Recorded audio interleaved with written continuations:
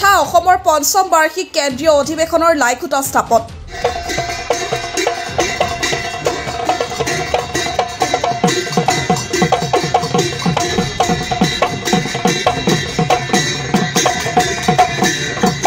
শোণিতপুৰৰ বালিপুৰত অহা 19 মাৰ্চৰ পৰা 30 মাৰ্চলৈকে বিহু শিল্পী সন্থা অসমৰ কেন্দ্ৰীয় অধিৱেশনখন বালিপুৰা আঞ্চলিক অধিৱেশন উদযাপন সমিতিৰ উদ্যোগত আৰু শোণিতপুৰ জিলা সমিতিৰ সহযোগত অনুষ্ঠিত কৰা হ'ব। এই উপলক্ষে আজি বালিপুৰাৰ কুমুদা সুন্দৰী খেল একাডেমী খেলপথাৰত অনুষ্ঠানৰ লাইখুটা স্থাপন কৰা হয়।